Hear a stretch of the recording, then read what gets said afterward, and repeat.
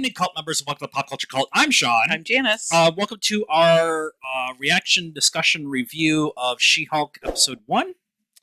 I don't remember what this was called. Let me look up what it was called. The appropriate amount of Anger? Scared, anger. The normal amount of rage. Of rage. Yes, we were all around it. I should have looked that up before we started. Welcome to the show. This is pretty much how it goes. Some housekeeping, if you haven't been with us through our reaction reviews and stuff like that from previous Marvel stuff. There's an H in there. We don't know the comics very well. The little bit we do know, we are learning as we go along through the process. From things that we're watching, New Rock Stars, heavy spoilers, Nerdist, that kind of thing, giving us information there. But most of what we're coming from is the MCU point of view. Right. So if there's something that happens in the show that we don't necessarily point out because it directly comes from the comic, we're apologizing now. Be nice in the comments. With all that being said, let's go into this episode. 32 minutes once they take the credits out, and they've said that that's how this show is going to be. It's going to be a half-hour legal drama, right, with very little legal in this episode. Right. Well, it's the origin story, right? They needed to answer some questions, and they answered a lot. Of questions that we didn't necessarily think were going to get answered in this series, but we'll get into that one in a minute because I have thoughts. Well, but there was, like how Bruce in Shang-Chi at the end, the post-scene credit, whatever, when him and Captain Marvel are hologrammed in, right, and he's Bruce all of a sudden, even though his arm's in a sling. So obviously, this is fairly recent after the whole Thanos thing. Right. So you're like, wait, how is Bruce again? Right. And not Smart Hulk. So several questions were answered. And I like that they addressed a lot of that too, because us as the fandom have been like, not in like a bad way. We're like, okay, what does this mean? Where are we in the timeline? Because since Endgame, they've been playing with where things are in the timeline as we go along, which I'm okay with. And I'm also okay with them not coming out and saying, this goes here in the timeline. Right. They just kind of like show it or explain it in dialogues down the line, not necessarily right off the bat. Right. I think that's, and we might talk about this a little bit too, but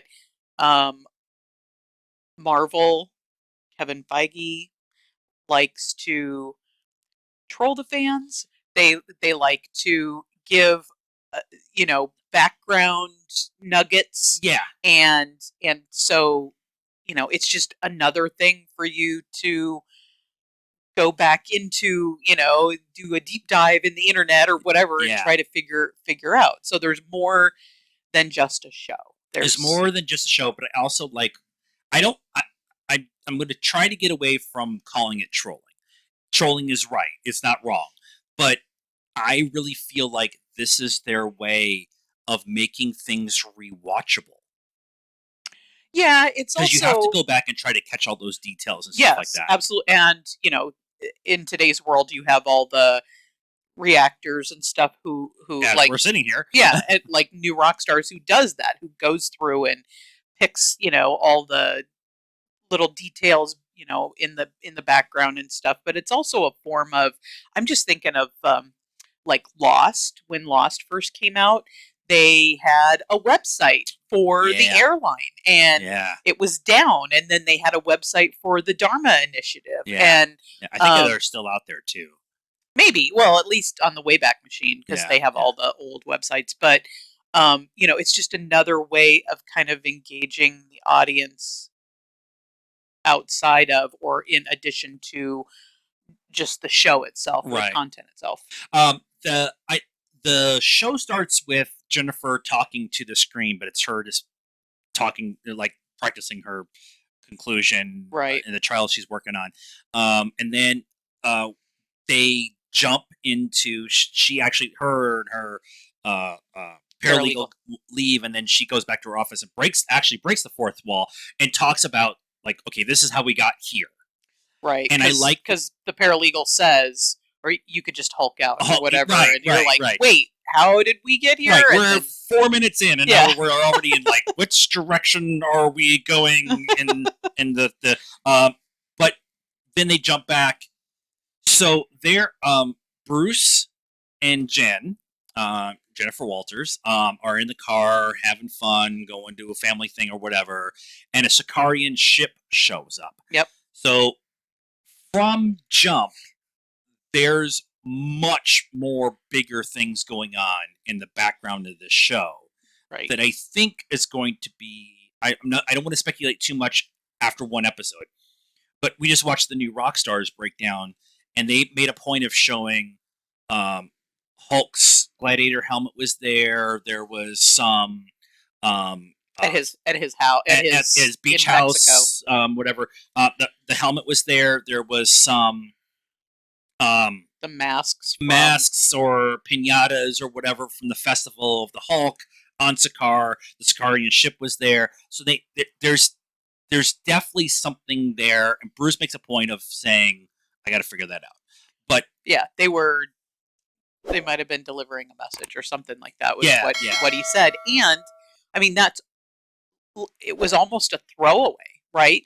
This ship, like, I mean, I guess because we're now in the world where superhero humans are everywhere. So the fact that you were just run off the road by a giant spaceship, it doesn't, like, for us, we'd be like, but what about the spaceship? Right, and they were just like, meh, yeah, spaceship, gotta figure that this is out. like the 5th one this week, like whatever. Yeah. There was a giant space donut that showed up and destroyed half of New York. It just at this point in time. But that leads to the car crash, and in the car crash, they make a really good way of showing Jennifer cut her arm, not like bleeding out, but it's an open cut, and then she goes to pull Bruce out, who is Bruce, not Smart Hulk or whatever. Right. We've all been calling him Professor Hulk. They made a point of calling him Smart multiple Hulk. times, yeah. But he's bleeding, and he bleeds on her open cut, and then she changes into She-Hulk, and then she runs off into the forest like a werewolf on their first trip out. Right, because she's like, what the hell, just what? And then she shows up at this bar. She wakes up, stumbles across this bar called the Ideal Sports Bar, which is an actual sports bar outside of Atlanta, which I love that they use like actual Atlanta. She she sneaks into the woman's bathroom and is trying to clean herself up. And I want to talk about this part now. Is the 4 women there are trying to help her because she's all dirty, no shoes on or whatever. They like climb her up. You don't need them. Or a woman, if he did, or them, whatever. You don't need them if they did this to you. But they subtly put in girls coming to help another woman. Yeah. And I thought that was kind of a nice little like wink and nod. But then later on, when Bruce and Jen are working their way through everything, Jen makes a nice little, I'm going to say nice little conversation, or at least monologue about, I'm always dealing with anger. I'm always getting questioned by men telling me I'm doing something wrong in a field that I'm the expert in. Right. Like just kind of the mansplaining, getting catcalled. I always have to deal with this. So I've controlled my anger since I was preteen and all that stuff.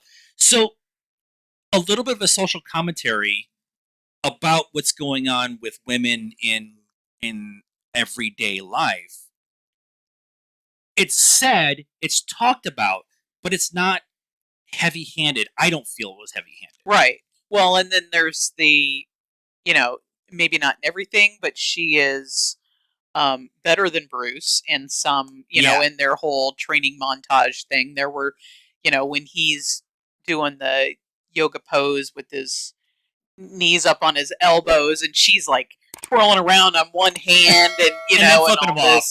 And so and then they have the rock toss, the boulder toss, and she beats him, but then he throws one out into outer space. So they're at least equal.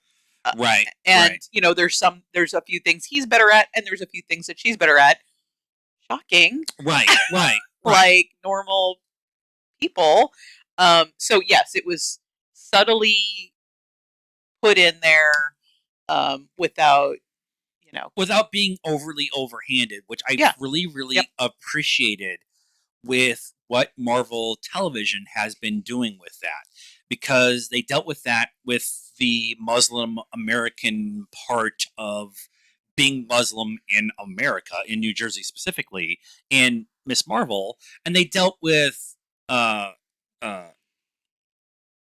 the ID and Moon Knight, and kind of like, and we're and then and with Black Panther right, and right, and what it means to be black in America in Falcon and the Winter Soldier. Like, there, some people have been complaining that I don't want this woke political conversation in these comic book movies, and the people who have actually read comics since Jump are saying, "Hello, they've been political since like the first issue. right, That was the point." right, Captain America punching Hitler on the cover of the first Captain America comic book. Come Spider-Man on, dealing with social injustice and poverty in inner city, and Yep. and just like, it just, people who, I want to get into that part in a minute, but I just like that they had this way of saying she doesn't have to worry about dealing with her anger. She's dealt with her anger her whole life, right.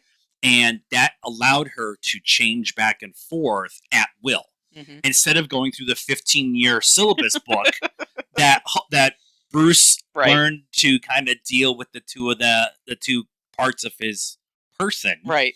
And it, in 30 minutes you don't have time to spend 45 of that minutes talking about the discussion of legal issue, or emotional issues and whatever, and why you have to get like to, nope, here's 3 sentences, a monologue of dialogue. We've got it figured out, and then they showed it in different other places. Yeah. The other district attorney, assistant district attorney, who was like, I can take the final argument, Right, whatever, kind of right. like doing the mansplaining Yeah. for the first thing. So I just love that. The training montage was a lot of fun. And then we get to the court scene where she goes to deliver her final kind of talk, and then I don't remember who the Titania breaks in, and she has to Hulk out, and I just love the pause where she's like, "I really like this suit," Yeah. and then her friend Nikki is like, "Shoes." Shoes. She takes the shoes off Because those are expensive. shoes are expensive. She punches her out. She comes back down to regular size and puts the shoes back on. It's like, okay, I wanted to finish now. Yeah. Which is just a tone.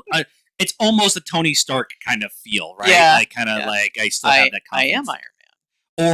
Or Two-Face, Harvey Dent. Harvey Dent does that in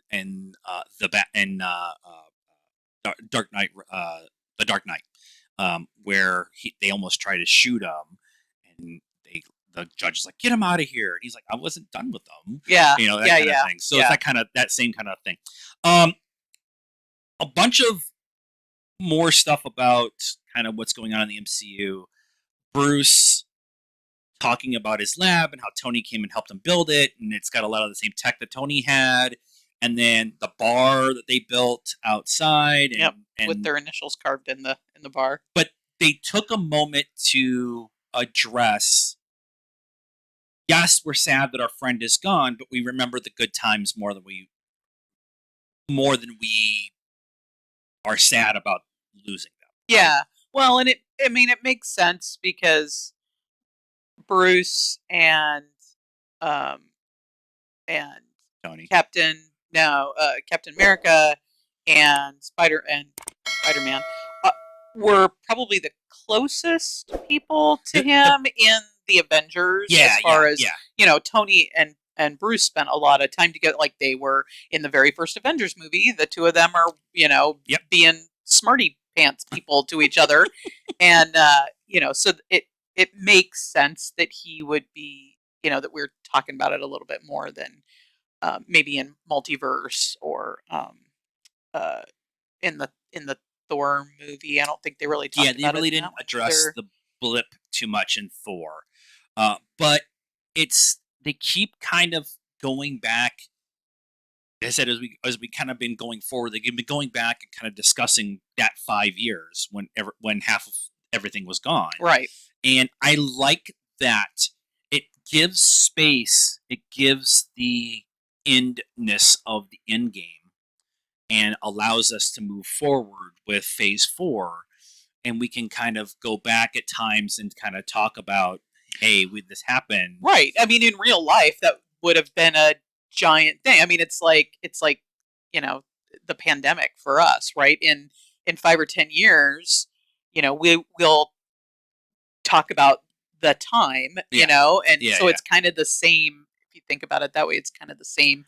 And storytelling wise, they can go back in those holes and say, Roxanne took over this part, Roxanne took over this part, or They became the new, not Shield, Hydra. Hydra. I'm Yeah. thinking much more of like Hammer Industries. Oh, They Hammer, are kind of equal, kind of Yeah, in the Hammer comics with Industries. Hammer and stuff like that. But that kind of idea of Roxanne again shows up in the background. Holloway is the defense attorney from the. Don't ask me. It's GL K KH, and Holloway is the big bad from H. that group Yeah. that's going to hire Jennifer going forward. But it's stuff like that where they could go back and say, the new guy of the guy who took over Sword because everybody was gone during the blip or whatever. Right. Like it's In stuff like WandaVision. yeah. Yeah. So it's stuff like that where they're just kind of going back and they're like, oh yeah, by the way, this happened in that 5 years. We're Yeah. not going to talk about it. We're just this is the ramifications of what that was. Yeah. And I like that. And then we get the post credits scene. I'm sure we're missing other stuff, but we're trying to keep it not to be the same length as the episode. Throughout the entire episode, Jennifer was trying her best to lay out this groundwork that Steve Rogers died a virgin. Right. And in the post-credit scene during their time at the bar, she fakes being drunk and gets something out of Bruce, and Bruce says he hooked up with He didn't say specifically. he didn't just say said it was somebody during the USO tour. in the 40s. In I don't the even 40s, think he even said the USO tour. He said, I thought he did, but okay, but it was definitely the 40s, Mhm. right? which is when he would have been on the tour, but I didn't. right. I didn't think he specifically said that. But I love the joke of America's Ass showed up, and Yeah. her feeling sad that Steve never got with anybody, and then once Bruce is like, yeah, he hooked up with somebody or whatever. Yeah. She like sobered right up, and she was like, oh, I knew it. Yeah. He did die of So that kind of general comedy was interlaced throughout the entire show, and that was what the whole series is supposed to be. Mm-hmm. Yeah. And I'm excited for that kind of inner tongue in cheek, fourth wall breaking, Deadpoolian kind of comedy with some serious stuff going on because we got a courtroom drama and Holloway's going to be pulling some poo and Right. Roxanne's in the background and all this other stuff, and we still have an Abomination sitting around, which Right. is he's going to be in Thunderbolts. I'm just letting you know that right now.